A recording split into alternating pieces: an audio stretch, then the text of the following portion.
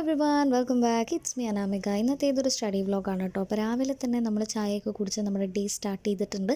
എന്നിട്ട് നമ്മൾ വേഗം പോയിട്ട് കുളിച്ച് വന്നു. അപ്പോൾ എന്തായാലും നീറ്റതൊക്കെ ലേറ്റ് ആയതുകൊണ്ട് തന്നെ കഴിച്ചിട്ട് നമുക്ക് അമ്പലത്തിലോട്ട് ഇറങ്ങാമെന്ന് വിചാരിച്ചു. ബിക്കോസ് എക്സാം ഡേയിൽ ഉണ്ടായിരുന്ന ഒരു സ്റ്റഡി വ്ലോഗാണ് കേട്ടോ ഇത്. അപ്പോൾ നമ്മൾ ബ്രേക്ക്ഫാസ്റ്റൊക്കെ കഴിച്ചത് അമ്പലത്തിൽ പോയിട്ട് തിരിച്ച് വീട്ടിലോട്ട് പോവാണ്.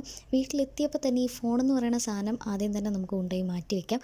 അപ്പോൾ അതങ്ങ് നമ്മൾ കറക്റ്റായിട്ട് ചെയ്തു. ഇനി നമുക്ക് കുറച്ച് നേരം അങ്ങോട്ട് ഇരുന്ന് പഠിക്കാം. അപ്പോൾ ഓൾറെഡി എൻ്റെ എക്സാം കഴിഞ്ഞതിന് ശേഷമാണ് കേട്ടോ ഞാനിപ്പോൾ ഈ ഒരു സ്റ്റഡി വ്ലോഗ് അപ്ലോഡ് ചെയ്യുന്നത്.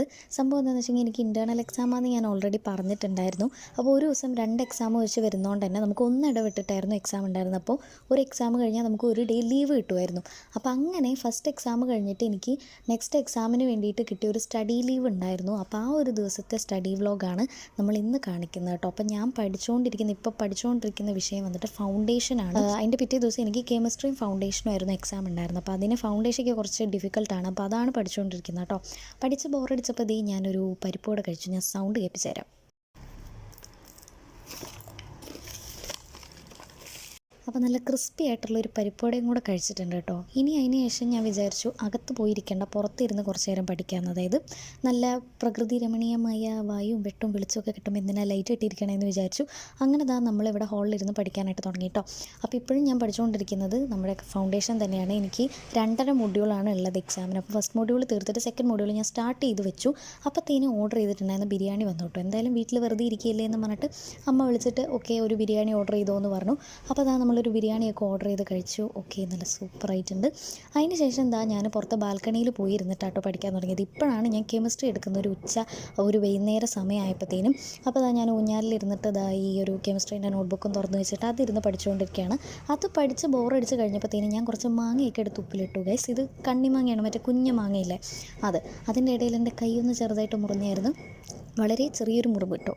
അത് കഴിഞ്ഞതിന് ശേഷം ഞാൻ എന്തായാലും ബാൽക്കണിയും കാര്യങ്ങളൊക്കെ ഒന്ന് അടിച്ച് വാരി വൃത്തിയാക്കാമെന്ന് വിചാരിച്ചു. കാരണം സന്ധ്യ നേരമായി, വിളക്ക് വയ്ക്കാനുള്ള നേരമായി. അപ്പോൾ എന്തായാലും നമുക്കൊന്ന് ക്ലീൻ ചെയ്തിട്ട് വേഗം തന്നെ വിളക്ക് വയ്ക്കാമെന്ന് വിചാരിച്ചു. സ്പീഡ് കൂട്ടിയിട്ടാണ് ഞാൻ എല്ലാ വിഷ്വൽസും ഇതിനകത്ത് കാണിക്കുന്നത്. അതുകൊണ്ട് എല്ലാം വളരെ ഫാസ്റ്റായിട്ട് തോന്നുമെങ്കിലും ഫാസ്റ്റല്ല. അപ്പോൾ നമ്മൾ അടിച്ചു വാരലും പരിപാടികളൊക്കെ കഴിഞ്ഞതാ വിളക്കൊക്കെ വെച്ച് നാമമൊക്കെ ജപിച്ചു. ഇനി നമുക്ക് പിന്നെയും പഠിക്കാനായി തിരിച്ചു വരാം. അപ്പോൾ വൈകുന്നേരം ആയതുകൊണ്ട് തന്നെ ഇനി റൂമിലിരുന്നിട്ടാണ് പഠിക്കുന്നത്.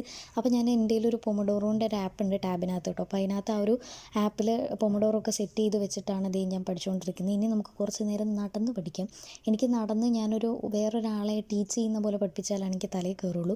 അതാണ് നിങ്ങളിപ്പോൾ കണ്ടുകൊണ്ടിരിക്കുന്ന വിഷ്വൽസ്. ഓക്കെ, അപ്പോൾ ഇങ്ങനെ നടന്ന് പഠിക്കുമ്പോൾ എന്ന് പറഞ്ഞെങ്കിൽ എനിക്ക് കുറച്ചും കൂടെ കാര്യങ്ങൾ കോൺസെപ്റ്റൊക്കെ തലയിൽ കയറുന്ന പോലെ തോന്നാറുണ്ട്. അതുകൊണ്ടാണ് ഇങ്ങനെയൊക്കെ കിടന്ന് കാണിക്കുന്നത്. അപ്പോൾ ഇങ്ങനെ നടന്ന് പഠിച്ചുകൊണ്ടിരിക്കുമ്പോൾ ഞാൻ അപ്പുറത്തെ ടേബിളിൽ ഈ ഒരു പൊമഡോറോ ഇവിടെ വെച്ചിട്ടുണ്ട് കേട്ടോ.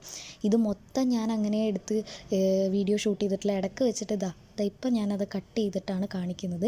അപ്പോൾ ആ ഒരു പൊമഡോറോ കംപ്ലീറ്റ് ആവുന്നവരെ, ആ ഒരു 25 മിനിറ്റ്സ് കംപ്ലീറ്റ് ആവുന്നവരെ നടന്ന് പഠിക്കലായിരുന്നു.